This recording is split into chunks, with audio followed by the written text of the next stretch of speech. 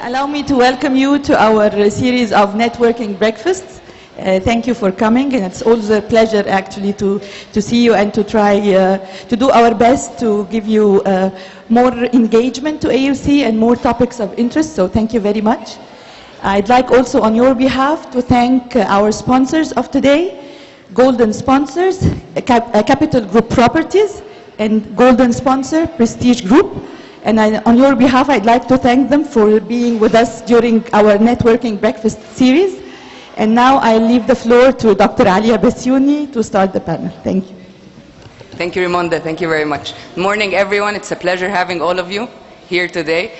I think a lot of you are coming because real estate is a very important thing for us as Egyptians. We always consider real estate, this is the stable investment, it's the safe haven. We get all of these banners, Al-Aqar Khair Istismar, very interesting things. We're all here today to start untangling and understanding real estate better. And we've seen, and all of the Egyptians have gone through very challenging political and economic times during the past couple of years. All of that has not just affected us personally, but it has also affected the businesses, the developers, the contractors, and every single business activity, including the real estate.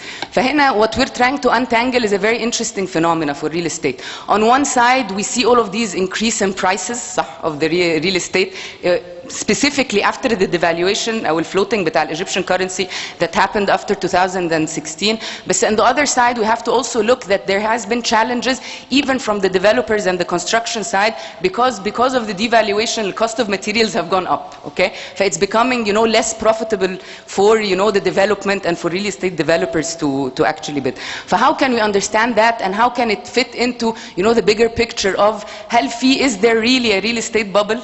فاحنا we're here joined by a panel of experts, okay, that will help us, unravel this territory of the real estate and the myth of real estate bubble. So I will start by introductions of our panel, and then we'll go into, the discussion of whether there's a real estate bubble or not. First of all, I would like to welcome Ahmed Fathy. Okay, thank you very much for being here. Ahmed Fathy has more than 15 years of experience in the real estate development field, focusing mainly on mixed use and retail projects. He's currently the head of development of Capital Group Properties and has previously worked with Maged Salah El Properties as well as the World Bank, and was involved with the development of Terminal 3 of the airport. Ahmed holds a Bachelor of Science degree in Construction and Engineering here from AUC, and was also joining the Executive Management program in Calix School of Management. Thank you, Ahmed, for being here. Thank you very much. Okay. We're also joined by Amr Soliman, who is an Egyptian architect and businessman, and he's the founder of Dar Al Mimar Group. He founded Dar Al Mimar 27 years ago, and it was an architectural design house, but then developed into a contracting, then a development company, and they introduced Mountain View as a professional real estate development company in 2005. He's currently leading the development and innovation for Dar Al Mimar, designing communities for a happier life, and we've seen all the ads of Mountain View.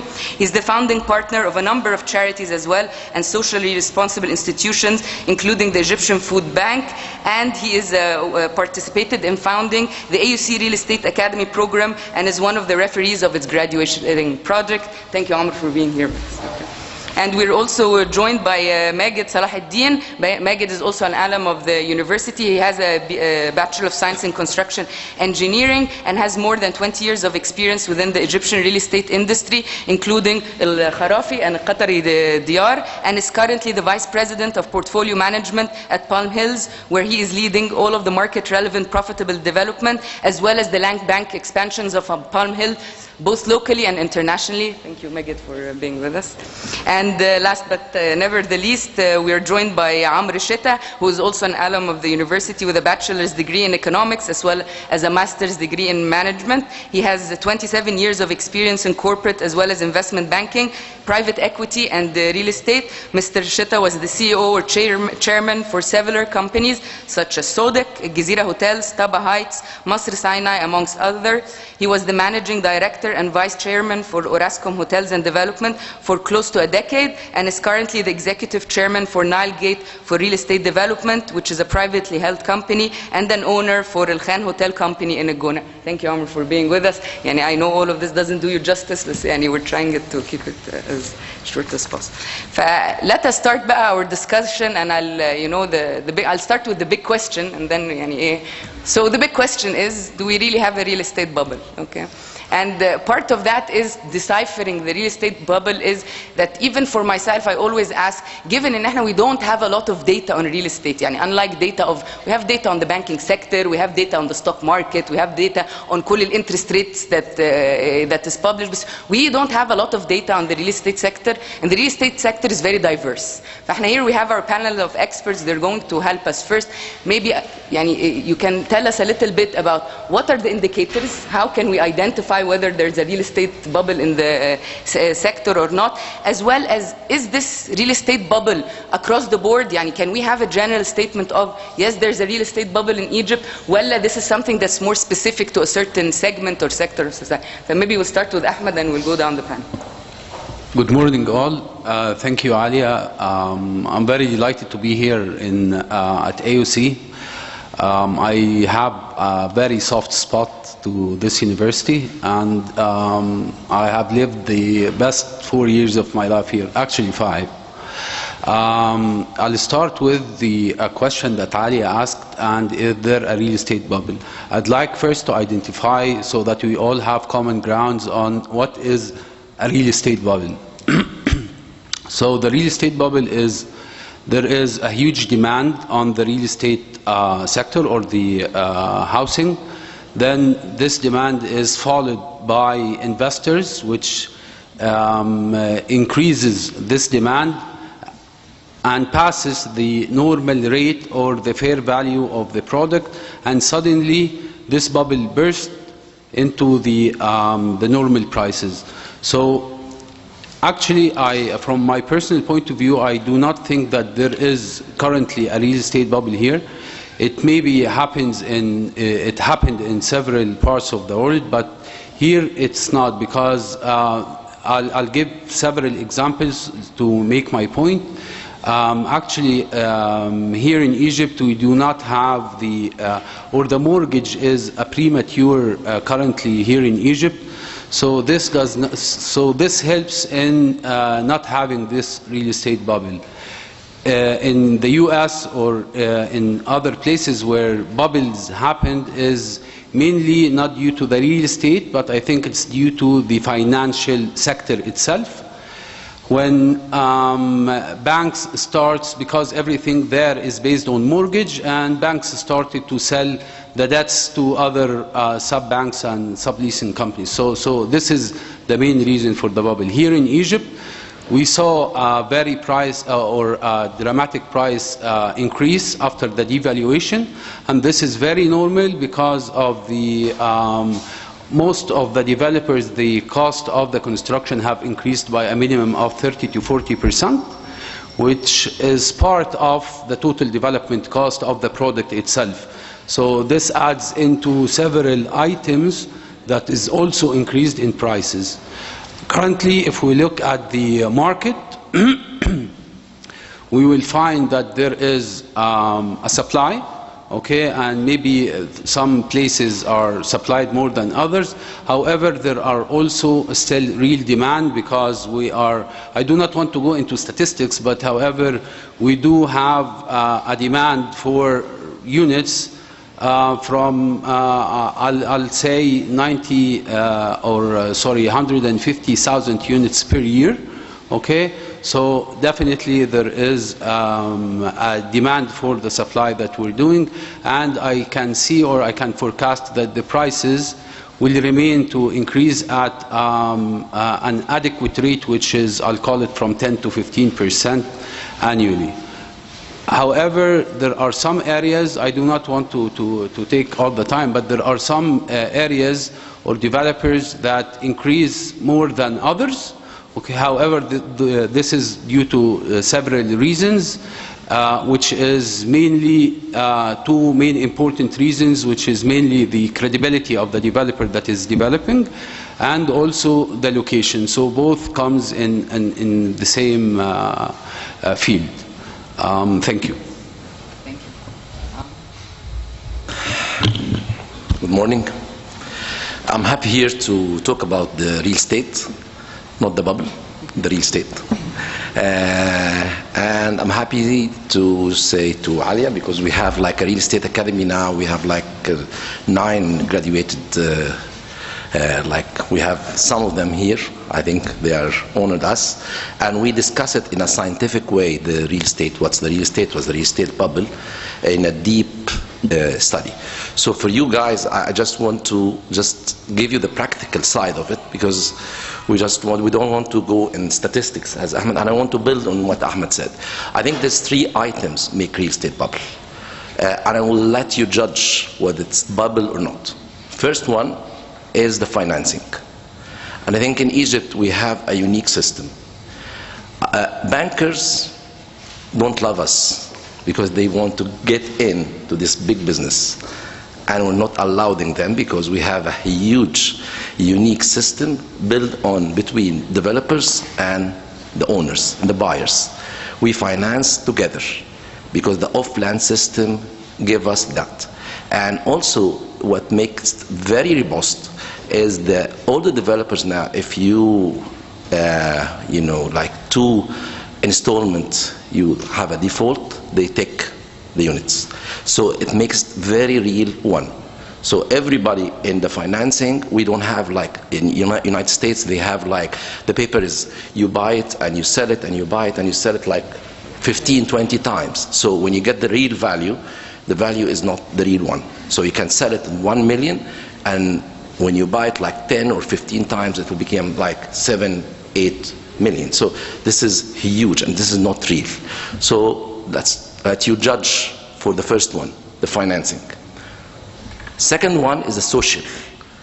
I think what's make the real estate in Egypt in a very easy and simple way is the social and the culture of Egypt. If you go and marry anyone, any one of us here, any man in that stage, you have the first question is, do you have an apartment? Do you own an apartment? I think all of us, we had that question. So everybody in Egypt, they go and sell the apartment, because no marriage without an apartment, and that's save that industry. It's very simple, but it's very true. And social and economics are very related together. So, and people are in the River Nile, they need stability. So they go and sell. This is very important to them to have an apartment. So whether you get it for yourself, or you get it for your son, or you get it for your son as like 5 years old, you always keep the apartment. So you save it by the social part. This is very important. This is, I think, from my opinion, this is the most safest for the real estate, the social part. The third one, which is I afraid of it, is the panic attack. This is, I'm not afraid of the first one, which is what happened in US. I'm not afraid with the second one, with the social. And the second one, I forgot to tell you about Dubai. Dubai, when they have like the example of 2008, I think, they have that bubble. Because when you see Dubai, it's 2.2 million people in Dubai living. And it's only 200,000 Dubai citizens. It's like 10% of that city is not Dubai citizens. So it's a transit country. When you have an issue, everybody will fly. Everybody will go to the airport. He left his car, left his house, left everything. But in Egypt, we have like 90 million. We don't leave Egypt. Also, people outside of Egypt like to, I know some people are traveling away, but always have an apartment here in Egypt. So that's the second one. Third one, which is I'm afraid of, is the panic attack, which is now we see a lot of small developers coming to the market. This is very good, but this is very dangerous also, because after the devaluation, the prices and the construction is high and is getting more high. Why? Because when the devaluation come, the steel was 4,000 for each. And now the steel, when we have like 1990, was 11,000. So maybe the steel will come and get over again. So the construction will get very high. So what I'm afraid of is people will sell on a low price. This is what I'm afraid of. And then some default of some developers, small developers, will affect all of us. So because I'm here also to representing the real estate board or chamber of board and industry, so we are now making like a big classification, so nobody can take any land out of the classification. So if you have like 50 acres, you have to be your financial ability and etc. to be like that. But till we do that, this is where I'm afraid of. I'm fine. Actually, Amr, I want to follow up on one of your points, which is basically that here, the social aspect, that everyone, wants to buy real estate for the, it's part of the heritage, it's part of going. But what we have seen specifically in the past couple of years is that the Egyptian economic power and the salaries have not caught up. In general, our own wealth as an individual has not caught up with what's happening. Will we start seeing, Egyptians not result not because they don't want to, but because they cannot afford to buy a real estate? Will they be, دلوقتي we're going to shift the market from not buying but more into rentals, and the market shifts because of the inability, economically, of the big population of the Egyptian people to actually afford buying even on installments and so on. How do you see the economic realities of everyday Egyptian affecting the market? I see your point, but I think the question is when everybody get to be married. The question is come, do you have an apartment? Again, I think this is still there, but it's you're gonna go like not 180 meters. I will go to 120 meters. So you will solve it by yeah. Can I touch base on this? I think also there are new trends in how people are thinking. However, the real estate is still continuing with this pace. However, right now, I think last year, the lease or rents have increased like by 70% compared to the previous year. And this also tells us that, the young generation, they would prefer, to spend money on, travel and new exposure other than, putting a big chunk of money. However, this happens in some cases. There are new trends, as Amr mentioned. I think the new trend that's going to be onwards from now is maybe smaller, efficient units so that they can be affordable. And this is the trend that happened worldwide when prices is starting to increase a lot. So people will go into 1 and 2 bedrooms, and the efficient way of living, not the luxurious way of living. Okay. Yeah. Thank you. Maged? Well, I think my colleagues have covered everything. First, I'm very happy to be back in AUC again. Maybe I haven't been into this campus a lot, but being back to AUC is always special. Well, the thing is, I'll take it from your last question because I think everyone has covered the big picture. I don't believe there is a bubble also. When you go back to history, this is not the first devaluation that Egypt has passed through. We've passed through a series of devaluations before. Every time real estate has picked up, there is always this panic attack. It was there in 2001, I believe, 2004, then 2008, then 2011, then it picked up. From an economic standpoint, I think internally at Palm Hills we did our research. We understand that salaries will take around 3 to 4 years to pick up, with companies increasing salaries to their employees and so on. But again, developers need to match their cash flows because they have liabilities, and that's why I believe also the bubble is not in the real estate market. The bubble might be within the developers themselves. It's all about credibility. It's all about financial support, financial backbone. this is where developers will pass this rough time with increasing prices. Overnight, the dollar has went 100%, yet prices have not cannot reflect this overnight. So it will take us 2 to 3 years to recover this.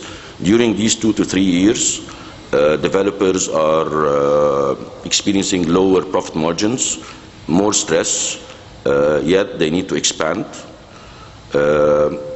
As my colleagues have said, there is a mismatch between demand and supply. Everyone has been building lots of ultra luxury, I would say, units, where by the time people moved, they discovered that with the removal of subsidy, the cost of living is extremely high, the cost of finishing is extremely higher. So people are going back again to apartments, to smaller units, in order to manage their OPEX, most than the CAPEX. When it comes to liquidity, the liquidity is in the market. If you go through at least the publicly listed companies, you'll find sales in billions every year. Defaults are not an alarming percentage. Yet the problem is, are we creating ghost cities? That's the challenge. That's the challenge for developers. That's the challenge for the government. The government has already invested a lot in infrastructure, in utilities, and needs the return. If these developments remain ghost cities, no one will take the return, no one will take the OPEX return on their investment, and we start losing value by time. Yet the regulation having a tax on residential properties is worldwide there. We have, I don't want to go into statistics, but we have thousands of units that are closed. If these units become generating either tax or rental, it will solve a lot of the backlog that the government is facing when it comes to housing needs. Again, I believe there is no bubble. There needs to be some regulatory enforcement from the government on how developers work. I understand that the Council of Developers is working on ranking the developers. So, for example, I name them the cowboys. There are small developers. They go and bid for like thousands of acres. If they default, this is where the problem can start. But otherwise, when it comes to investors in the market, just be sure that we've passed through rougher times, and we'll go through this one also. Thank you. Thank you, Maged. And I will not be able to control myself, and I have to ask you, because you touched on a point, which is that a lot of the that we, with the tax, being imposed, we still, and we see it even, around our communities, and then you have a lot of houses that are not finished. Okay, exactly. So we're talking about maybe the real estate bubble, and that's why is very general. But so what about these unfinished units? Their owners now will have to face the reality that they'll have to be paying taxes, that they'll have to now, finish the unit, exactly, which they might not be able to afford, or that they'll have to pay in it and rent it out. Will the dynamics change, and will we find suddenly that we have, an oversupply of these unfinished, units or finished units that their owners really want to rent them out at lower prices? Well, the thing is, there is a mechanism that started like maybe a year or 2 years ago, where you find someone who wants to come and rent an unfinished apartment. They will take care of the finishing, okay, one way or the other, and it's part of the rental agreement for like 5 years. So it's sort of depreciated over the 5 years. Okay. So mechanism will start to happen. Lowering the interest rate will help also people to go back to loans. And I believe there is going to be a drop of 7% throughout the coming 2 or 3 years. So we're back to normal interest rates, which will plow back into the real estate market again. The maturity of many of the Qanat Suez and the 20% CDs and so on, they're maturing this year and they're not being renewed at the same rates. So this will again be replowed again back into the real estate market. Okay. Thank you very much. Okay. So Amr, okay, and is there a real estate bubble? And maybe you can also focus more, on your experience with destination, development, your involvement now with Gouna. Is there a real estate bubble generally, and how does that look like, in touristic or destination properties? I'd like to comment on one thing you were speaking about which is the real estate tax. We have here the real estate tax. If the house is unfinished, you're not paying real estate tax. So it's more towards keeping those houses empty rather than being filled. For example, we were doing a project in Switzerland, and one of the things that the government negotiated with us was that homes that are built and not used will be double taxed because they, as a municipality, have done investment in infrastructure and gave us concessions because we're going to create jobs for the community. So if we are not going to, they called it the cold warm bed tax, if we're going to keep those beds cold, then it's bad for the city. So we have to pay more taxes to the community because we did not serve the purpose why they gave permits to this project. Coming here, as an economy, we do not have the luxury of having all those homes unutilized, empty. We're just basically using real estate as an investment tool, a replacement to investment products that are not available. Because it is an investment tool, we should always compare real estate to the dollar.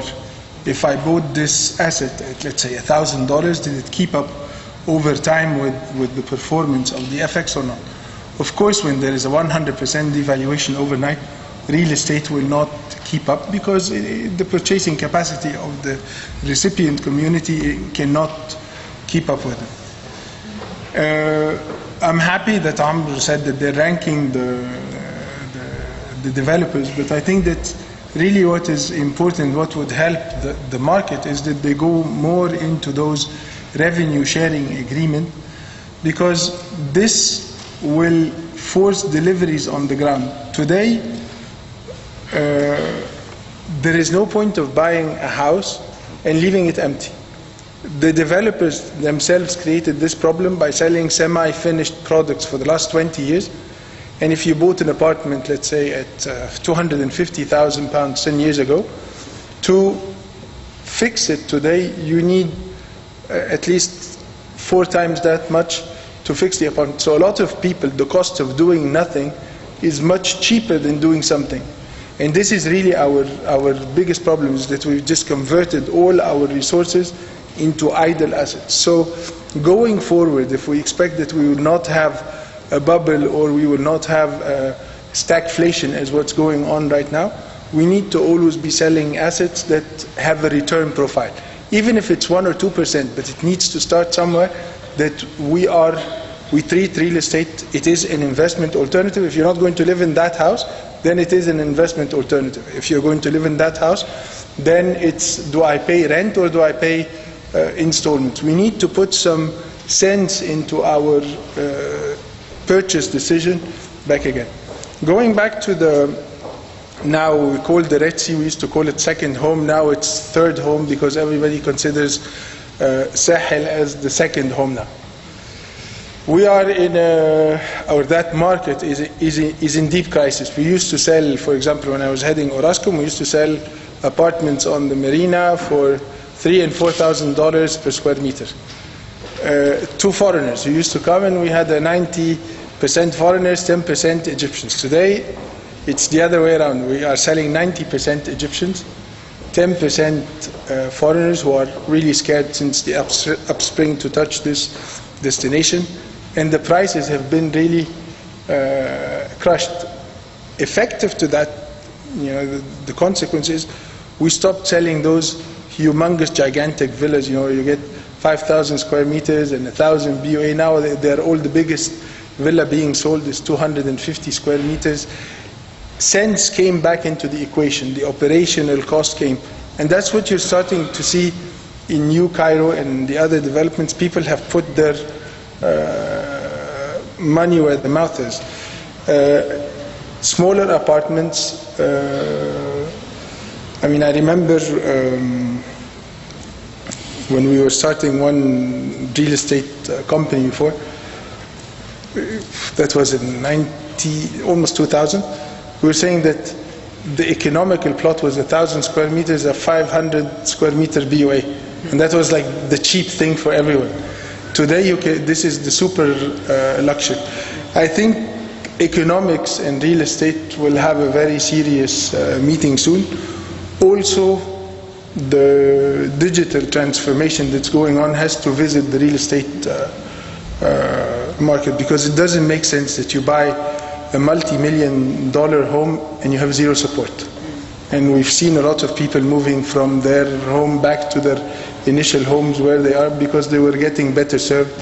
The road network was better. So we don't have a bubble, we have a mismatch and a misunderstanding of what are we buying and why are we buying it.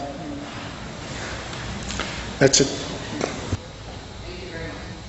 Thank you, Amr. Then maybe we can use this, to touch points about all of what you said and, delve deeper inside. For one issue, I think is really, one issue I think that all of you touched upon that we can discuss further is, liquidity. So even if there is no real estate bubble, what's the actual liquidity, And I think, Amr, you mentioned this, that the deep crisis, that in the Red Sea, but what about all of Egypt? Is there a liquidity problem? Currently, we're now seeing, and we can even see it with the ads of top developers, and now the payment terms, are longer for things that are under construction, smaller units, and we understand this reality of restructuring, and Egyptians changing their mindset, and we're doing longer term payment periods. But what about, again, the finished unit? If someone already has a finished unit now, what's the liquidity of them being able to sell it at these, appreciated prices that we're seeing?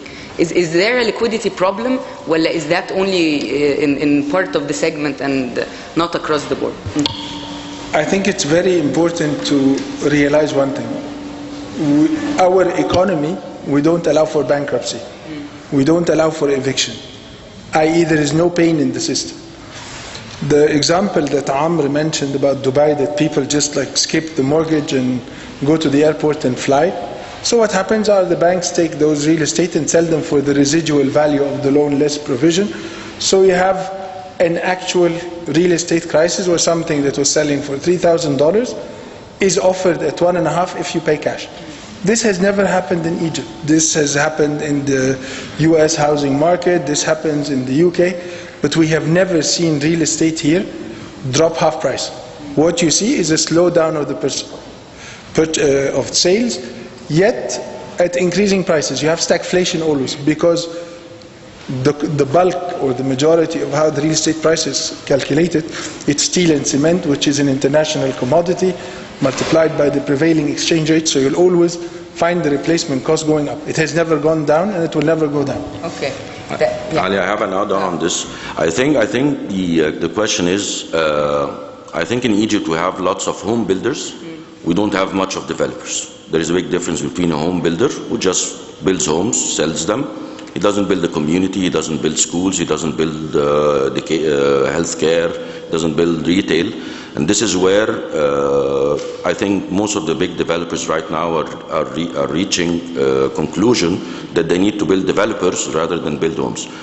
I believe from my real estate experience, we're not in the business of selling a financial tool, we're selling homes. In order to sell homes, people need to live. In order to live, they need facilities and amenities. By time, there is a learning curve where investors who heavily invested in certain asset classes will learn it the hard way that they need to go back to the banks or to the investment banks and find the right tool. And by time, this will be swept by real demand. We're 100 million, we have like a million marriages a year, all these statistics that are always around. So the real demand will pick up at the right price within the coming years. So I still think the filtration of home builders and having more developers in the market is enriching the experience in Egypt. Okay. Thank you. And maybe also going back to this issue and, with the development, are we seeing a mismatch? And this was touched upon, but a mismatch between the supply and demand depending on a sector. All of, at least, all around the greater Cairo community, we're all looking at upper, affluent communities that are being developed. What are the developers currently doing, to tackle the middle class or the lower middle class with income housing and so on? And do we have a mismatch there, with the supply and demand across different income classes? Amr or Ahmed? I think what we're really seeing right now is, yes, there are a lot of new developments ongoing in Greater Cairo, which is like New Cairo and all that stuff. However, what we see now is there is competition. Okay, so from this competition, this is why you see new payment plans, new trends, because each one of the developer, okay, is working on stuff to attract more customers. Again, what we're seeing is, as Amr mentioned now, or Maged, sorry, what's making a developer more, people want to buy from that developer than others is the services and the community that they offer. For example, if we take, Heliopolis, which was at that time one of the new places, what they have done is that they have created a livable community as the club and at the churches and so on and so forth. Then people came to that area. Also now people are more educated. They know exactly what they want. They know that they need services to live. They need schools. They need all those services. And this is good in terms from the consumer points of view, because those developers work very hard in order to be, to give better products and better communities. So the supply in this area, also as one of my colleagues mentioned, we're in Egypt here, we're like 190 million, and we're not going anywhere. Okay, we're staying here. And also new marriages, I think, is almost 90,000 marriages per year. Okay, so there is a demand. There is a demand, but the question is now, and I think most of the people attending here, is the question that they want to ask: how can I buy, or what is the best place to put my money in, whether for investment or whether for living? So the answer to the question is, according to, as I mentioned, people are more educated about the real estate market, and the real estate market now is getting more mature, so people can identify the different developers, the different communities, the different services, so that they can choose one of them. So the short answer is, I think there is demand. There is also supply under this demand. However, people will choose which one according to the developers giving. Yeah, just some comments and some news. The comments is about the competition. I think we are in Egypt. We have a huge competition. It's very healthy. And the standard now in real estate in Egypt, I think it's very high standards in everything, in every aspect of business. So this is an opportunity. So in the Real Estate Council, we have like a meeting with the Minister Madbouli like 2 days ago. It's a good news that we're working on increasing the demand. How can we increase the demand? We calculate that we have like 5.4 million not Egyptian is living here in Egypt. So if we ask, and he's my neighbor, Abu Bakr Gendi, he has all the numbers. So we have like 30% of them are very high level, high income. So if you get these people and you give them residence like 5 years, so you will have like 400,000 people. And in Saudi or all around us, they need an Egyptian, because Egypt now is unstable. You have a good weather, you have like very low, spending. So we are targeting like 1 million to come and have that residence. And if you calculate this, we'll give it them as for a real estate like $250,000. If you imagine what's the number, it's like $250 billion. So this will solve a lot. We are targeting that. So don't wait for real estate, because real estate, we will increase the demand as the Real Estate Council. We are working with that very, very stable and very moving around. And also there is another thing that when the devaluation come, the developers not increasing all the price, you just take it slowly, but it will. And so don't wait for 8 and 10 years. It will not be for long. Okay. Okay. Yeah. And okay. So let me again, because you mentioned maybe the real estate. And is all of this demand? Are we thinking more of a development outside of Cairo? Well, everything. What's the long-term, prospects? Are we Cairo and expanding a new capital? East and west. Well, there's new development destinations around Egypt in general. And I think the government has spending a lot in new capital or in development and roads, and so if you imagine how can you get use of that? How can you make it like you export the real estate? The best thing is not to export the product. You get the guy, you get the source. If you get the source and he buy here, he will also spend his money here. This is not only about real estate, this is about revolution. Revolution in Egypt. If we succeed to do this plan, like to get 400,000 residents for 5 years in a unit of $250,000, this is a revolution. Like the thing is about the mismatch again. Everyone thinks it's all about perception. Everyone thinks that going luxury it has to be big. While, for example, in technology, Apple and Google, they're building smaller phones, smaller laptops, and this is what's happening also again in real estate. Most of our designs are going smaller and more efficient, but again with an average of 4 persons per family. You cannot go that small. You cannot get a family to build in a studio like people live in Manhattan. Again, it comes back to the social aspect that Amr was mentioning.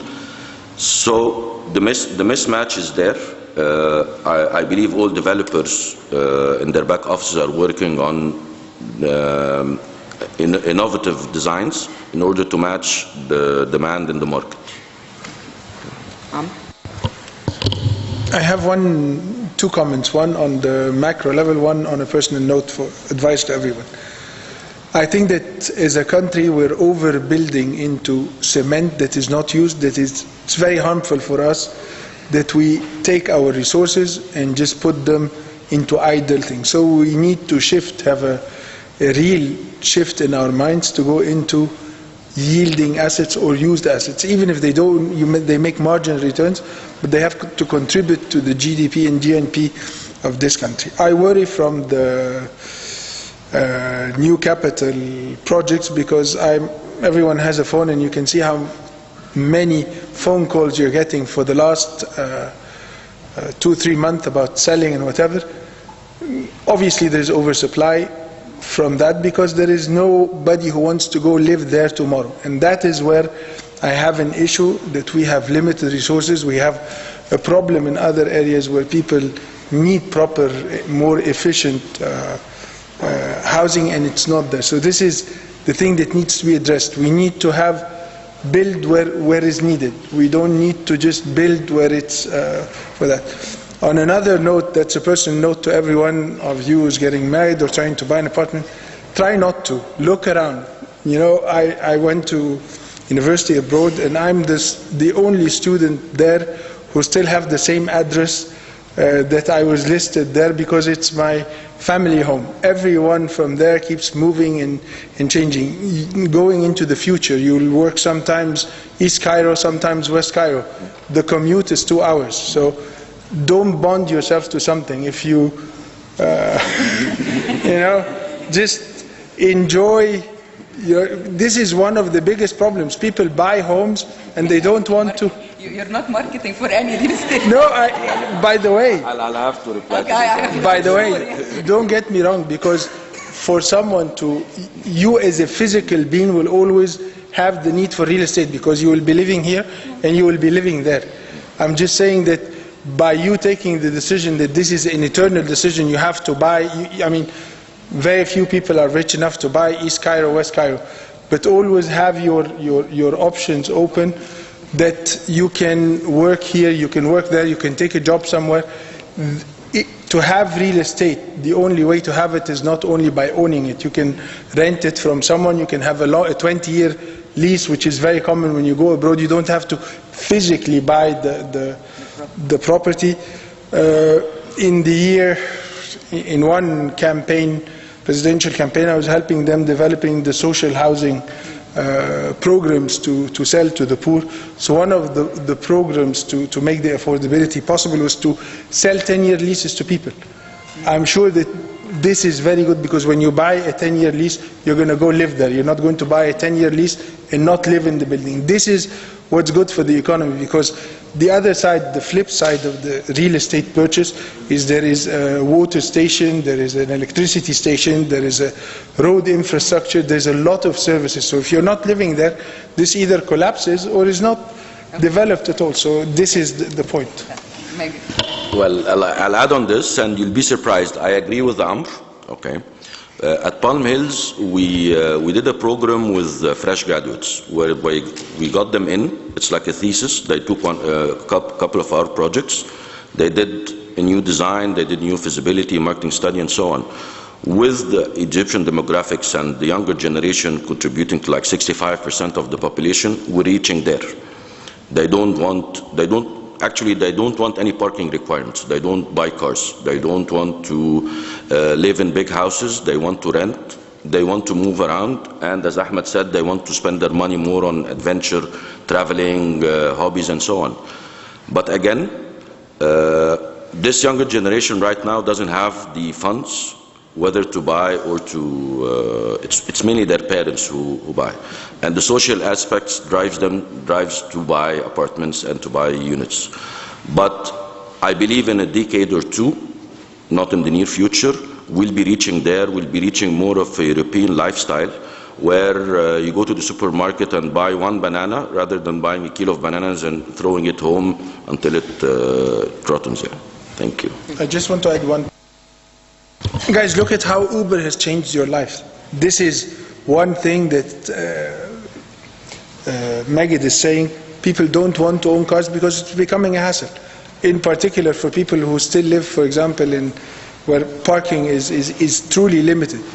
There is now in the States, people don't want to even own a car or a second car. There is the zip car concept. You cannot adopt one way of the lifestyle, not continue with the format. You start with something and everything will follow. To me, the greatest teacher in earth is to see one of the local peasants, Falahin, working with the touch screen. To me, this means that something has progressed. He has learned something because he has the need. So if you're going to follow the lifestyle, trust me, a lot of the products that are successful out there will be very, very relevant and applicable to us. Thank you, Amr. Before we open the floor for the questions, I want each of our panelists, maybe a lot of us want a cookbook, a recipe. If we are making a real estate investment, or if we are, buying real estate for residential purposes, so on both either investment or residential, what should we be looking for, and where are the growth prospects here in the country? Yeah. I'll talk about 2 points. The first point is if you're buying a residential house, either for investment or to live in, there are like 3 aspects that you have to look into. Number 1 is definitely the location. Number 2 is a credible developer who has delivered projects before. Number 3, the content of the place that you're buying in, i.e. if it's a community, you need to make sure that facilities are there, schools, clubs, all what you need in one sort of gated community. Those are the 3 main issues. And this is if you're investing or you're buying a residential unit. However, if you're buying a sort of commercial admin property, retail property, you need to make sure again for again the location and the developer. And most of the big developers who develops those units, they manage it themselves, Because if they do not manage it and sell each and every shop alone, definitely it will not proceed in the long run. So, any tips, insider tips on location? Where do you think? I think CGP is offering a very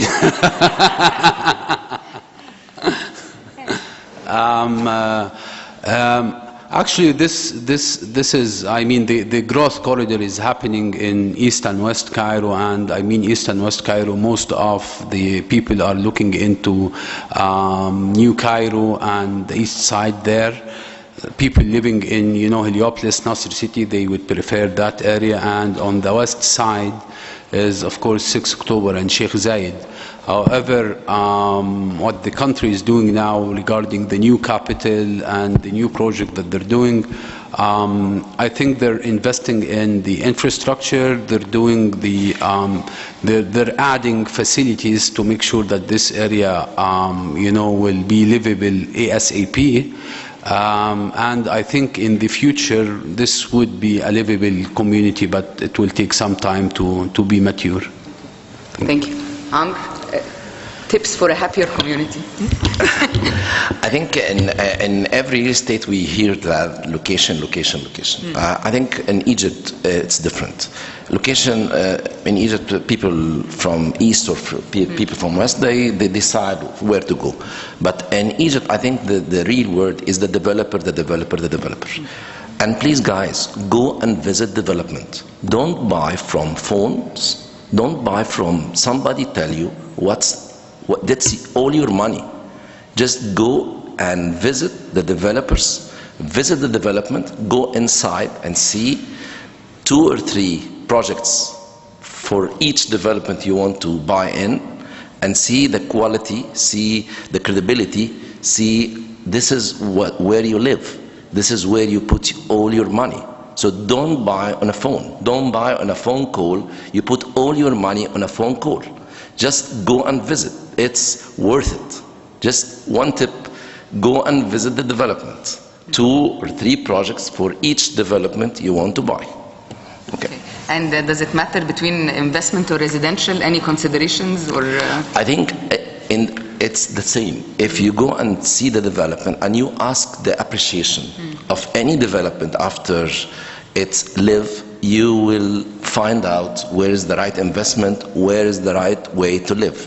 So if you ask after like many projects, you go to that development and you ask people what is the equivalent, like 300 villa here or 300 villa over another development. So you will decide by yourself, because now I think all of us have huge phone calls every day of buy here, buy there. And the truth is, it's all about perception. You put all your money on a perception, on a perceived phone. Just go and visit, just very simple, and that's all your money. Okay, thank you. Maged, tips for Well, I agree. I totally agree with Amr. It's all about the developer, the credibility of the developer. And I always tell my team and my colleagues that our residents are our best marketing tool. If they're happy, we're happy. If they're not happy, we're not happy. Each and every developer has passed through rough times in the past 7 years. Lots of backlogs, lots of crushed construction. I'm sure there are always issues with quality that has appeared in the past 7 years, because everyone is in the rush to finish the backlog. Yet we're reaching there. Everyone is clearing the backlog, so I think we're back on track with everyone. When it comes to an investment tip, I believe that East Cairo now is the hotspot. I always name it the Red Ocean. We at Palm Hills, we opted to go for a blue ocean, more towards the west side, where we had a partnership with the government over 3,000 acres. We're launching in a couple of months, but the thing is, we're building a new compact city. This is the future of cities. We're not building the 1,000 plot units and 500 BOA units and so on. Everything is moving towards compact, smaller, efficient, smart cities. And smart cities is not just a smart hub. Smart city is whereby you don't need a car. You can easily go down. You can get a car. Either you drive it or someone is driving it. You can reach anywhere and so on, and you're connected to a transportation hub. When you buy, just buy where you think you can afford. Don't overstretch your resources, because no one knows everything. We can always stagnate for a while, so don't overstretch your resources, and buy where everyone is moving. I think buy more apartments for the time being. The apartments never go wrong over time. Okay. So smaller units, apartments, that's the investment. Yeah. Amr, that's the safe investment. Yeah. More of your reality check investment advice. Since I'm sitting next to 3 developers, so I'm not going to touch on the supply side. You've heard enough. I'm going to speak on the demand side. Be realistic when you're buying something. If you're buying something to eventually live in it, your installments shouldn't be more than 40% of your income, because this is what you are going to pay for rent. If it's an investment, don't do it more than 20% of your income, because as Maged said, it always rains. The other thing, if you're doing an investment, don't buy something for you. Buy something that's more liquid, i.e. go to smaller apartments. 4 or 5 years ago, I was telling every one of my friends, buy Al Murshidi, because it was the best deal in town, you know. Because it is an investment. It's not something I like, but this is something, if I'm doing an investment, it needs to be like moving boxes very quick. Eventually be realistic. Buy what has a return profile. Okay. Thank you. Thank you. Thank you all for. Can I just give one more tip? Most of the developers that is on ground, they do new projects and new launches.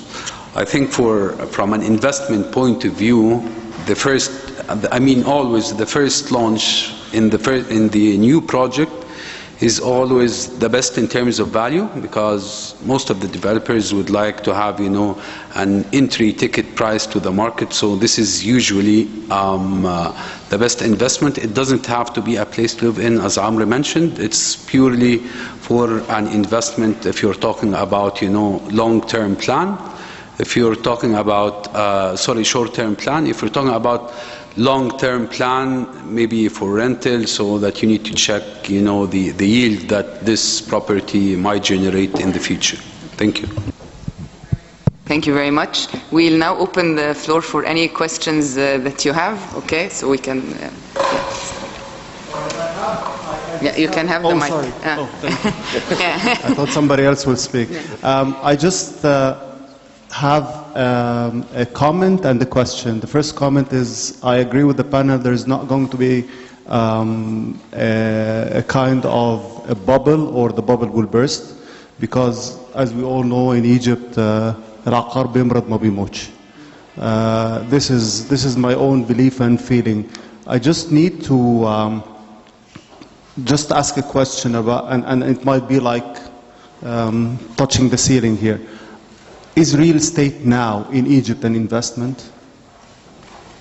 And honestly, I have my own answer to this, but I just need your answer to this. Given 2 things. The first is the interest rate in the banks, which is discouraging a lot of people really to go and take their money out and just go and buy something, particularly that we've been hearing earlier, the over is 1 million, the over is 2 million. Now we're talking about people who would want to sell their houses with 0 overs, with just a walk away for various reasons. The second, I think, input is that given the fact that the Gulf situation is not really in its best shape, particularly in Saudi Arabia and UAE, a lot of our countrymen over there are at stake in terms of jobs, in terms of what Saudi Arabia is imposing on them in terms of payments, increasing cost of living, and a lot of people are thinking really not to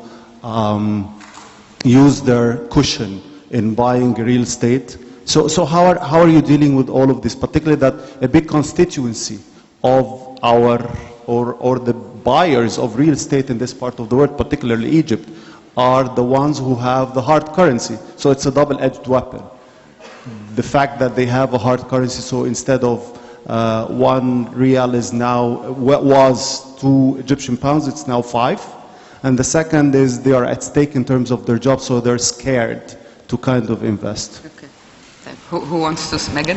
Well, Thank you. the thing is, post devaluation, most our statistics shows, internal statistics shows that many of the Egyptians living abroad has bought back in Egypt. As you said, their savings have increased 100% overnight. Our prices as developers have not reflected this, so they're taking a margin out of it. And actually, if they're at stake at their jobs over there, it's time to buy a house back home. Okay. I think we have to consider that it's not became like a very short investment. It will be like not 1 year investment. If you go with 1 year investment, it's not a good investment right now, because you need to stay a little bit. I think you think about it like 3-4 years. And if you count it with the bank, also, all my friends will buy and they make money more than the 20%. So they go and buy again. And if you count it, because if you spend like 20%, like an advance, and then they increase like 30% of a unit 100, so you have like 100. So if you calculate it in any Excel sheet, it will be good. But in the now, because that the crazy of the launches, which we did like iCity, and we make the market all go in launches. And I don't agree, sorry, Ahmed, but I don't agree that go in launch, because now there is, you get, instead of the developer of everything, that just I'm going in a launch. But you don't know what the developer will complete that development, or it will be a disaster. So you ask yourself, first the developer, and first visit, please. And again, I'm saying, don't see it in a photo, because as Maged said, it's life. You have to see the life. You have to see the real one. And because the broker said, this is, because the broker has deals, so they will get you wherever they want. They have like an exclusivity, so they will tell you, this is bad, and this is good.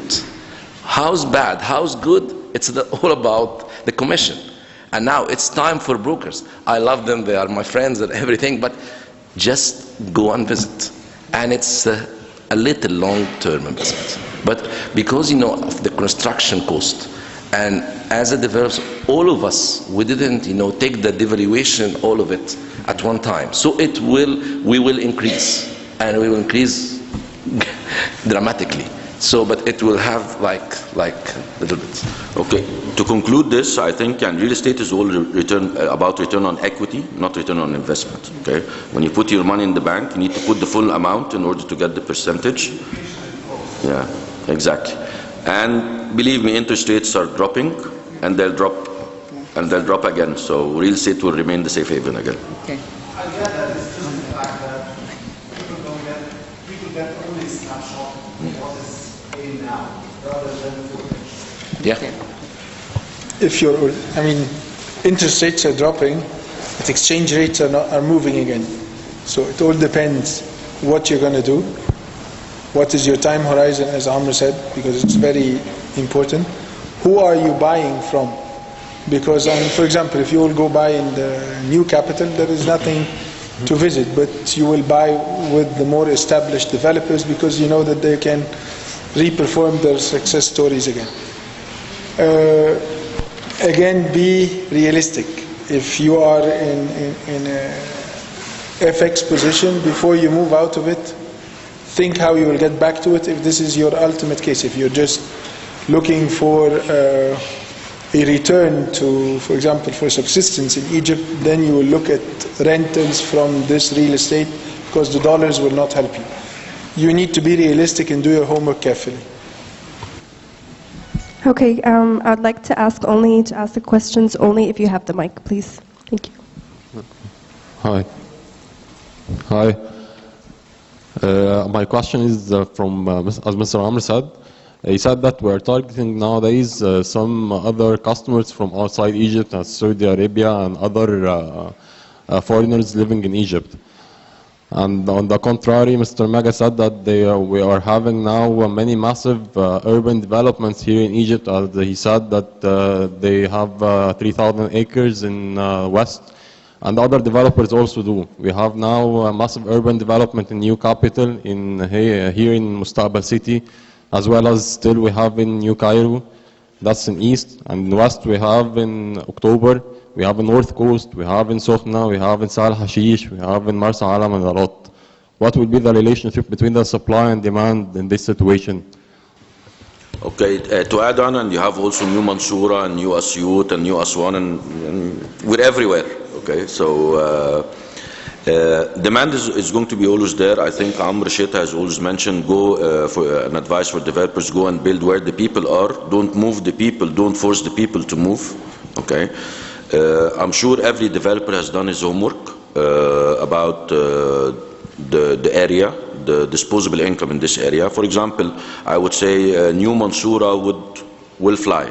Okay, high disposable income over there, scarcity of land. People have the money; they cannot move out of Mansoura for cultural or for business reasons, and they need to upgrade their lifestyle. Okay, so I don't think there is a contradiction between what Amr Soliman has said and what I've said. It's all about positioning your development where people are, targeting the right segment. I'm sure for a 3,000 acre project, you're targeting multi-segments. It's a city, versus if you're building 100 acres where you're just targeting a single segment. I hope I've answered you.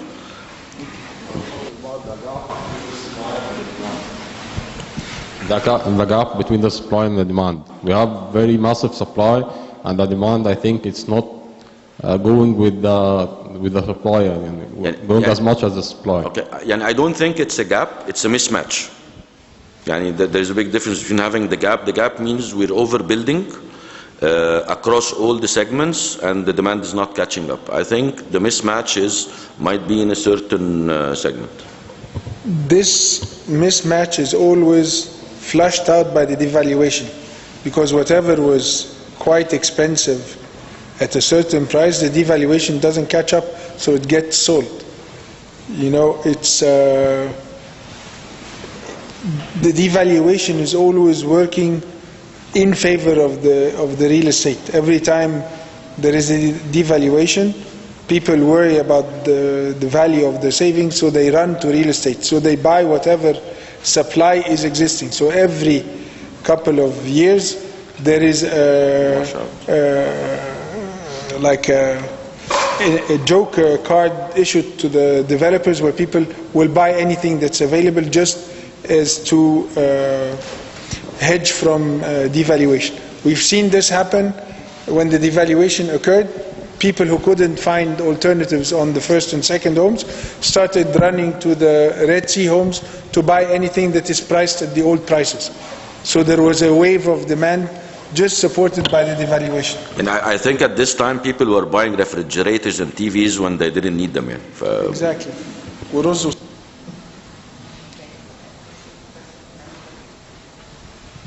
Hello. Hi. Okay. I see a little bit of a biased panel here because most of them are developers. My question is about the bubble. I have a perception, I'm not sure, I'm not the expert, but I think that we may be in a bubble and we don't yet feel it because we have a huge supply in the market. We have about 16% of the buildings now in Egypt are empty, and about 22% of the buildings are half empty or semi-occupied. So we have a lot of empty buildings, and these are the government stated statistics. So if we have a lot of supply and we're still building and we're still putting money into cements and constructions, and this is happy for the developers. It's going to be happy for the government because it's contributing to the GDP somehow. But at the same time, it might result in a few years, maybe in a few months, maybe never. I don't know. In a lot of supply and lower demand, which will result in a burst of the bubble. So How can we avoid this, if it exists? And I don't know if we can be ever sure if it exists or not, but we need to plan for it so it doesn't happen at least. Have you ever seen real estate in Egypt sell at half price?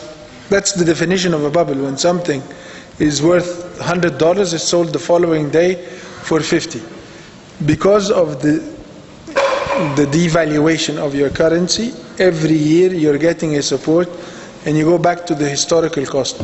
You will always have slowdown to account for the mismatch between the demand and the genuine demand and the speculative demand and the supply. You will always have this gap because we have not yet provided the market with what it needs.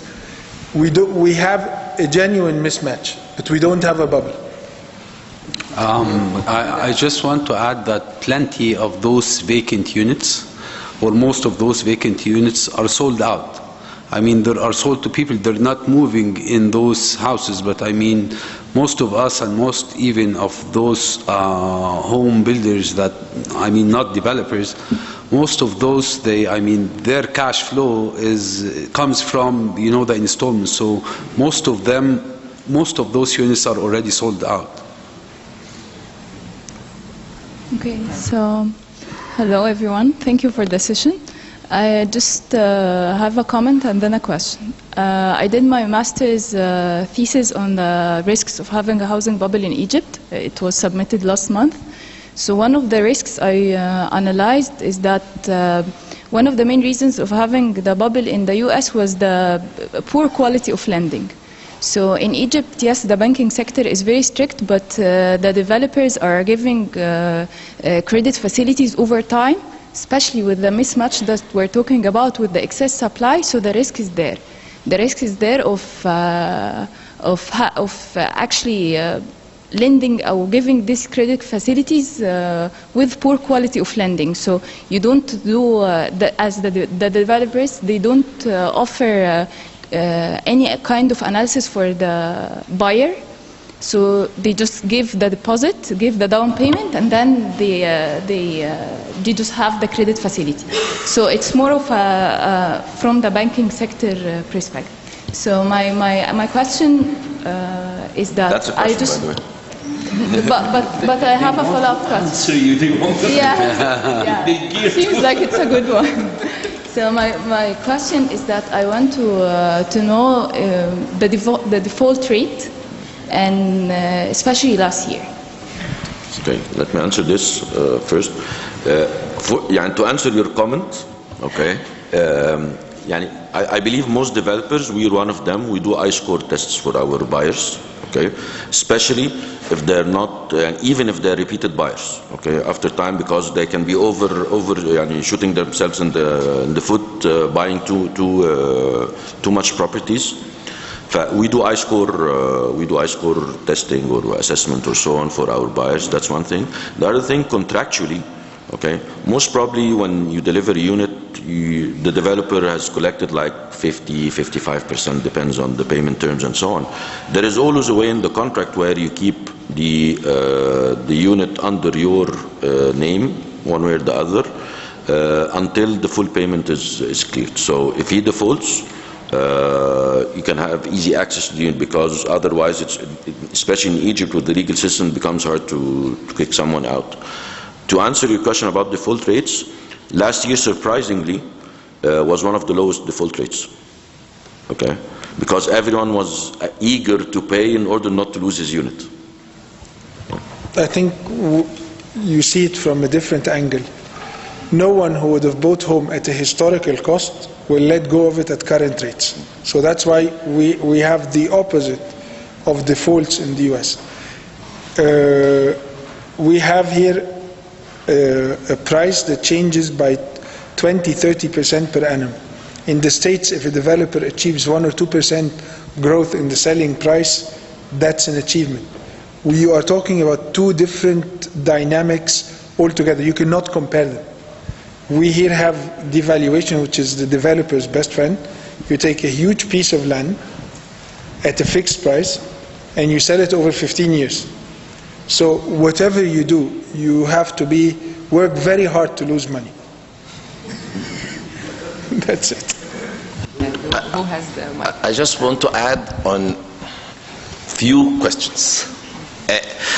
When you're talking about the bubble, I think the best thing is to, like a metaphor, like the hot bowl. When you have like the hot bowl, nobody want to catch it. This is the bubble. So when you talk about the developer on a default, as Maged said, in our company it's like 0.001. It's nothing, because this is the happy moment for any development that you default, because we want to get the unit back. And there is a lot of defenders. The construction cost is increasing, so we are the lowest price if you get it in dollars and you get it in any country. And you compare, we are the lowest price, so it's not the real price. So we are all the time not in the real price. So it will increase, and the construction will increase. So this is a big defender. So the developer wants to catch the ball, the investor wants to catch the ball, but it's not now. It's not like, as I said, it's not like short-term investment. You need to stay a little bit, just to take the momentum. But a lot of defenders, nobody want to leave the ball. It's like the gold in Egypt, real estate. I know we are developers, and truly we have to defend our industry. This is, and we are happy to defend it, because if we not defend it, who will defend it? So it's true in Egypt. Do you hear about the gold have a bubble? بس عمرو يعني to me is real estate is a goal. Maybe part of, a lot of the questions coming in is we need a number. What is the return, in dollar terms on investing in real estate over the past 10 years? And is there a number that can guide people?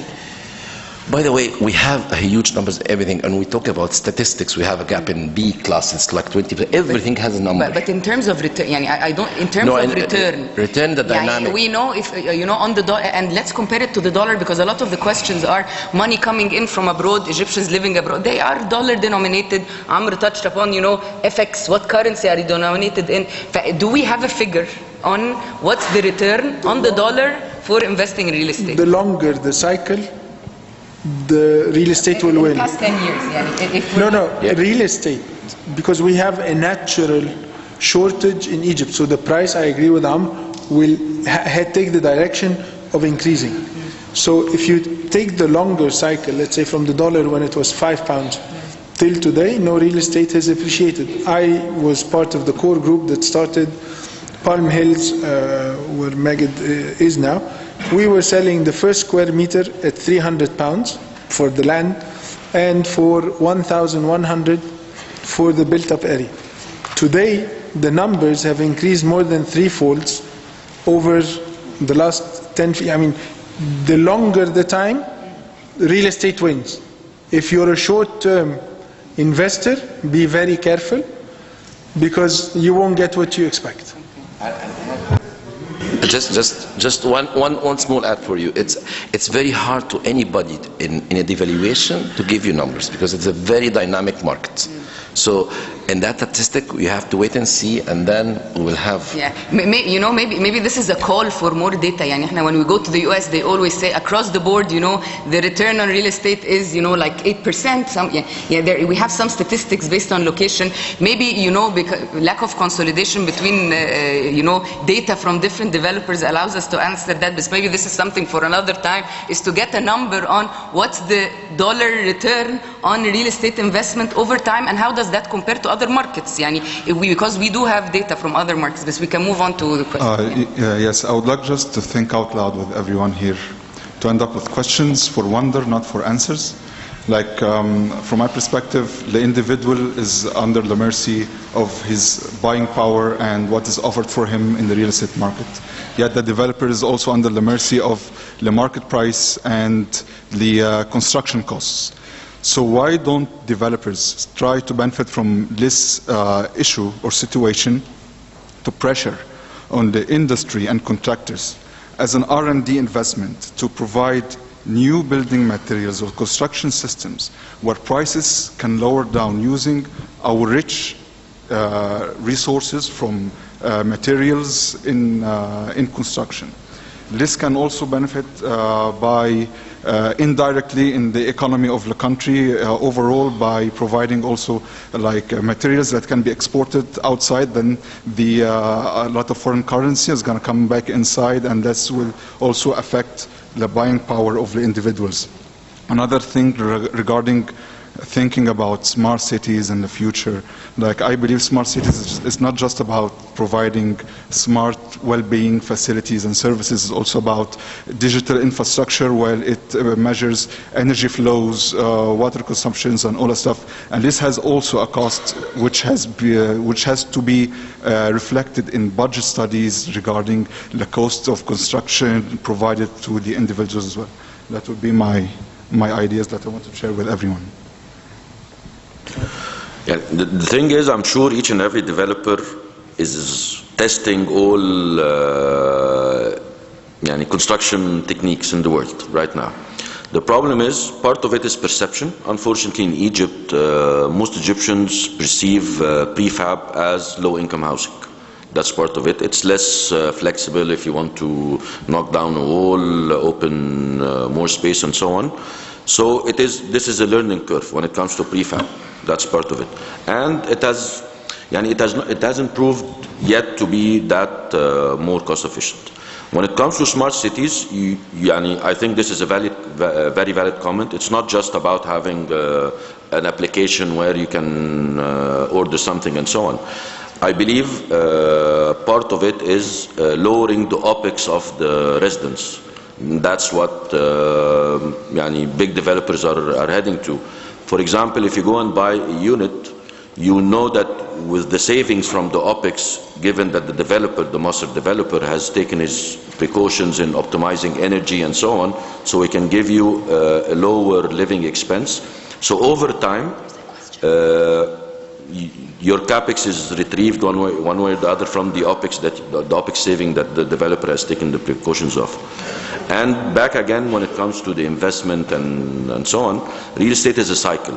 History proves it's a cycle, 7 to 10 years, given that, apart from any macroeconomics, political tensions or so on, it's a 7 to 10 year investment. If anyone wants the shorter investment, real estate is not your place for the time being. I actually think it's a very good point. We did a project in Egypt with one specialized Homex, which specializes in budget housing.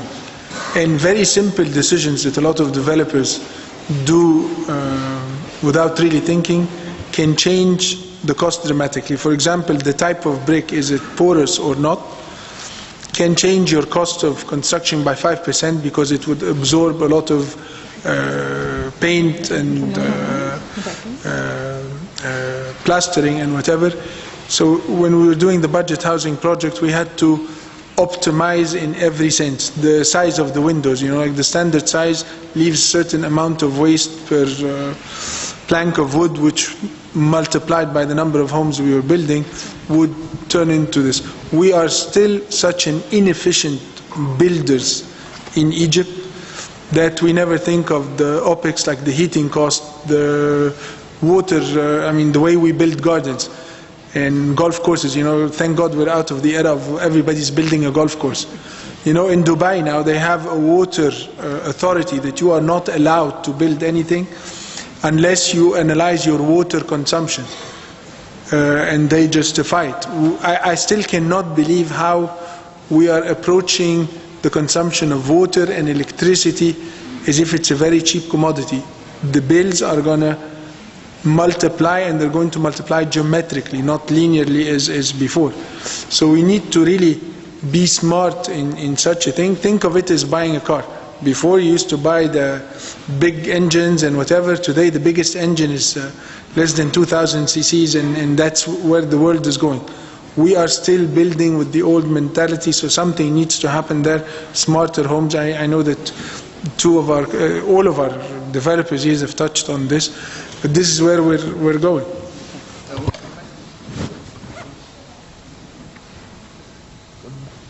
Should I go? Okay, so I have a comment and a question. The comment is, I think the problem is a matter of security in Egypt. What moves the market is security. I think there's a lot of threats in the economy that are coming on. Maybe we see in Africa, in South Africa right now, water crisis. Have we seen in the revolution, many apartments were delayed for delivery. The real estate market were affected badly for many developers. I wouldn't say owners because they saved their money, but still the market were, like, there was lots of crisis in the market. And the second thing that I don't understand in Egypt is the mentality. And when I say that, I mean North Coast immigration.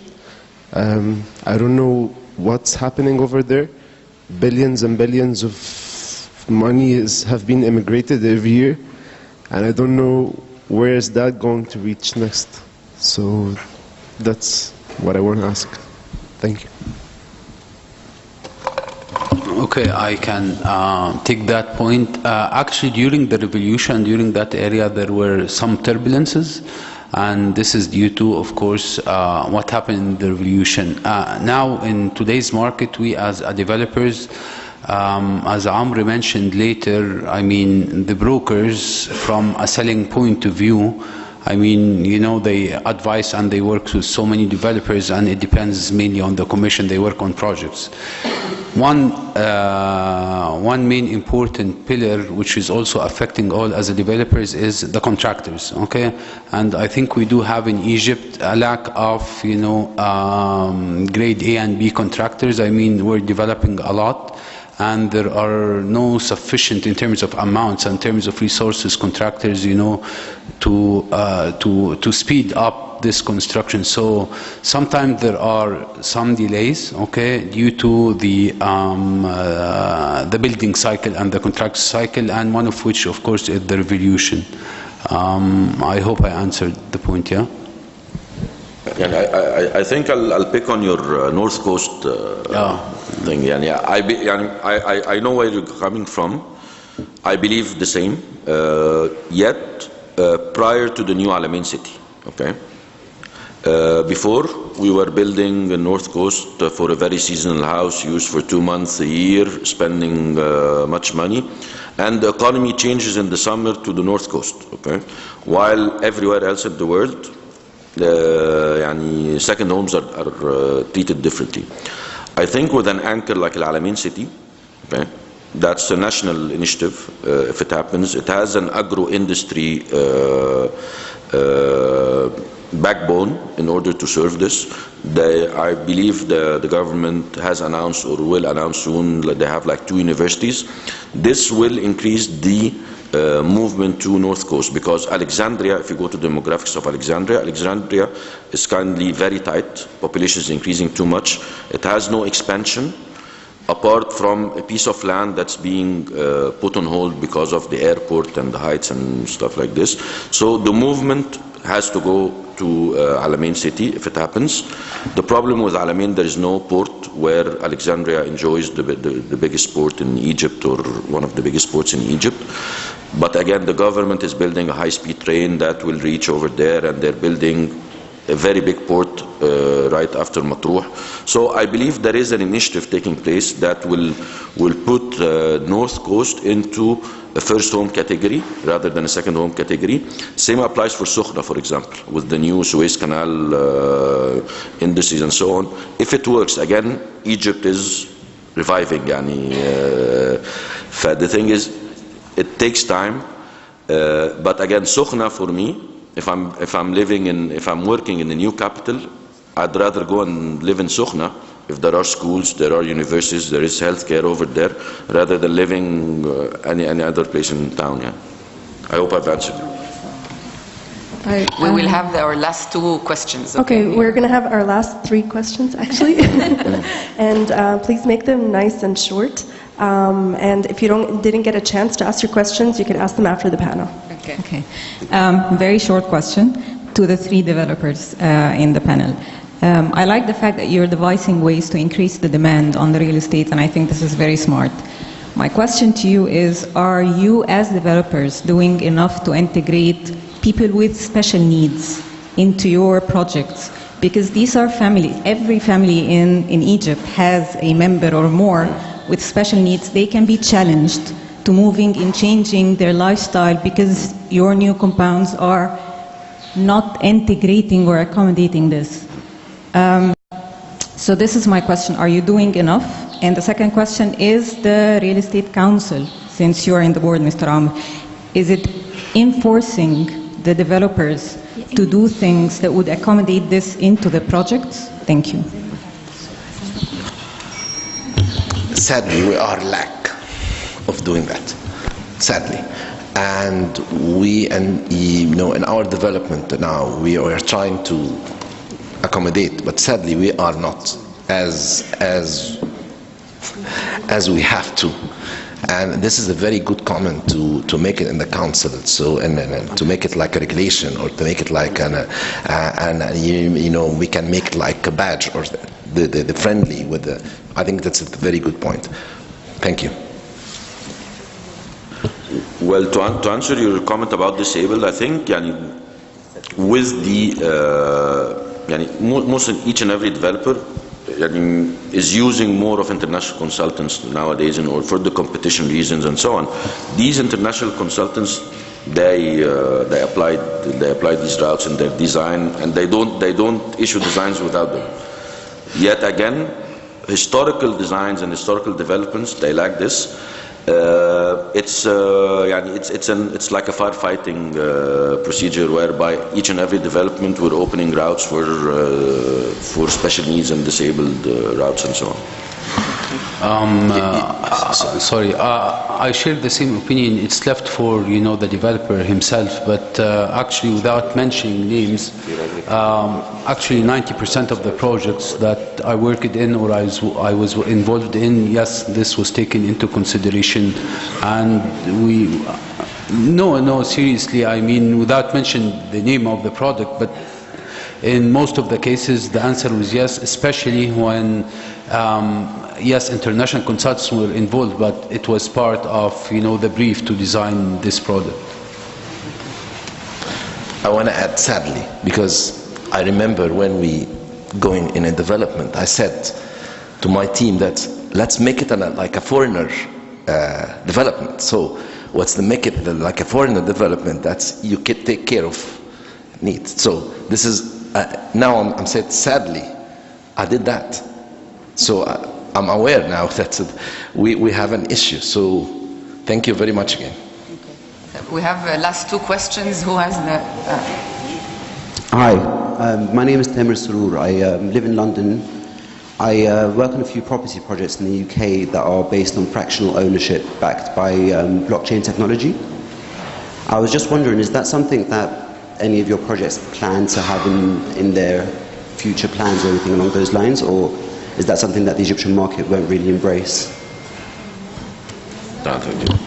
Eventually the market will go there, because again we go back to the point of real estate with the yield profile will be the one in demand. So fractional ownership and buy to let and all those type of financial instruments revolving around real estate are definitely going to be the future going forward. And even dare to say that will be part of building hotels. Today nobody builds the hotel compound. You build some of the rooms and you sell the others, and so this way of doing the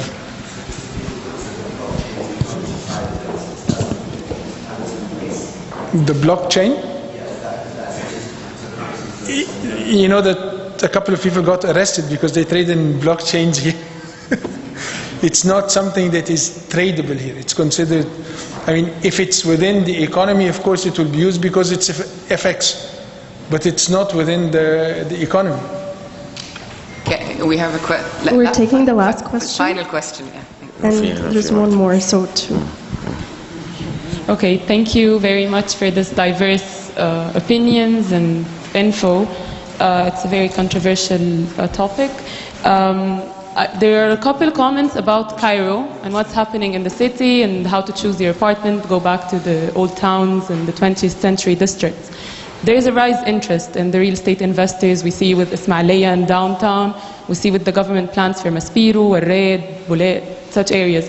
Where are your interests of those areas, and what do you think of the future of the development of Cairo, not the eastern side or the western side of the new cities? I'm just thinking, where do you see the old real estate development projects in the next 20 years?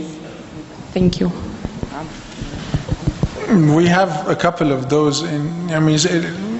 Ismailia is partly Orascom. This is a yield income because you're buying an asset at a cost that the rental of it gives you superior returns to anything else. So you go back that this is a yield because you cannot reuse the land and the refit options are very limited. So you take an old building, spend a little amount of money, and you end up with a higher yield on your initial investment. I'm so surprised that there is only one building in Egypt that has done this. If you're all familiar with Midan Mustafa Mahmoud, where the corner building with Cilantro down. This was, if anyone who's from this area, this was an old apartment building. The owner refitted it all and is leasing it as office space while it's actually a residential building. If you look at his returns, they're phenomenal. They're much higher than going outside. I think that those are called brownfields, and this you will start seeing more happening because green fields will become very dear to achieve. I have a final question, please, if you allow me. I would like to direct a question to the panel and to the Builders Society about the social, what you can call it, social requirement or obligations towards any investors.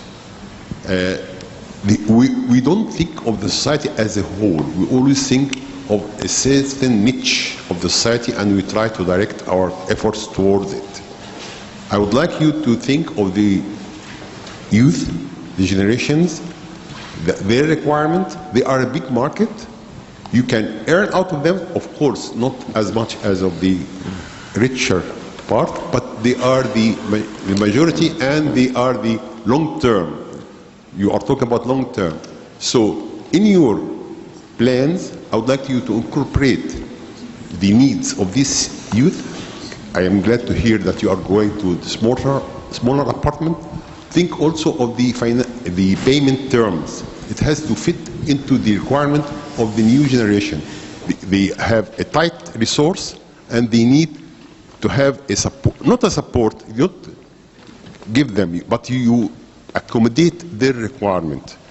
This is one point. The second point is that towards the society, about sustainability, about the use of, as I heard that you are working about the how to, economize in the requirement of the building materials, etc., etc. Also about the use of electricity and water during the living of the house. How to accommodate that you use, of course, like solar energy. Nobody, I don't see in any of the new development the solar energy generator inside it incorporated. Also, safety. I don't see any safety arrangement in the houses. Parking. I mean, if you go around here, the fifth settlement, you see people, cars are parking, clogging the streets. So you don't see any strategy. I know it's not your duty as a small investor. This is the responsibility of somebody else. But you have a share. That's all. Thank you. I'm sorry. I put a lot of things. I will make two quick comments and leave the floor to my friends.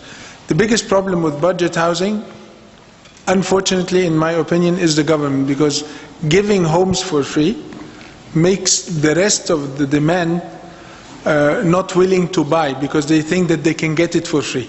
When there is an announcement that there is an awardment of apartments, I don't know the names, look at how many are buying the applications to take a reduced price apartment.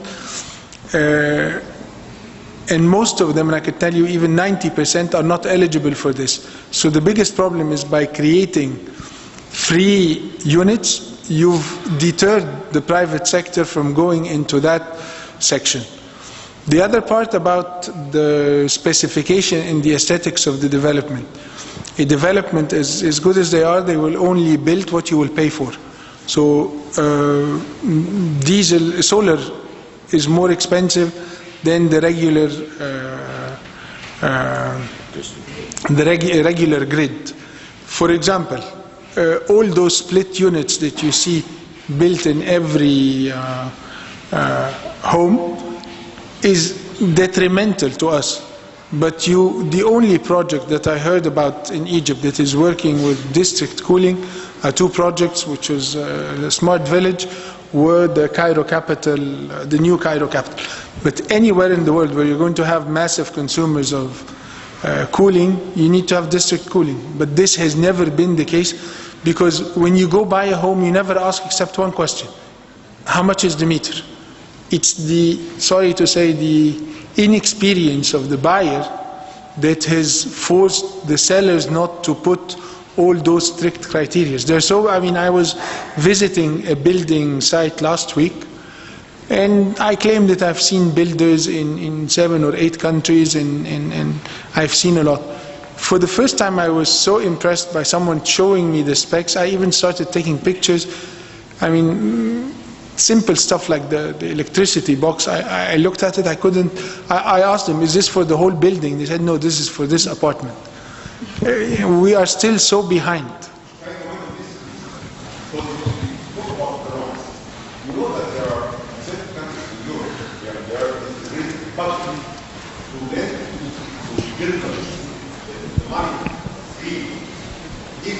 This financing is available in Egypt, by the way. This environmental thing is available in Egypt, but the customer eventually is not willing to pay for it. The ultimate buyer will not pay for it, because this.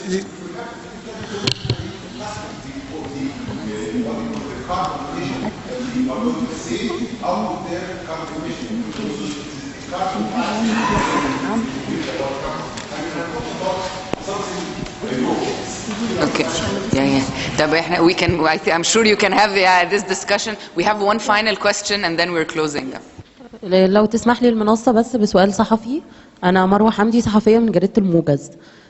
سؤالي لحضراتكم، في رأي حضراتكم ليه سوق العقار مازال صامد حتى الآن في ظل التعويم اللي حصل في البلد؟ معلش سؤال تاني. صامت ولا صامد؟ صامد بالدال يعني.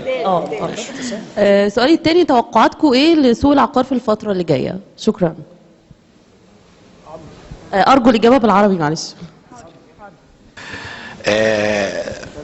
احنا قلنا انه صامد لانه في 3 عوامل بتخلي كده. البعد الاجتماعي، انه الناس بتبقى عايزة في مصر تدور على بيت او تبقى لابنهم لما يتجوز، ففي بعد اجتماعي بيدافع عنه. الحاجة الثانية البعد المالي او التمويلي، لان التمويل مش معتمد على البنوك، فده مخليه صامد.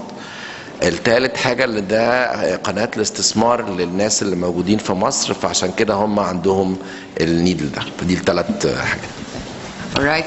I would like to thank our panel very much for all of their insights, and thank you for being here. It's been a great discussion. Thank you very much. Thank you all. Thank our panelists, and thank you for attending our networking breakfast. That's actually under the umbrella of the AUC Fund program that supports scholarships and financial aid. So if you're interested to support AUC today, we have pledge cards by the exit, and thank you once more. Thank you. Thank you. Thank you. Thank you very much. Thank you very, very much. It was great. أنا عايز يا عليا ابعتي لي. مش عايزه اقول لكم اللايف ستريم. Thank you very much.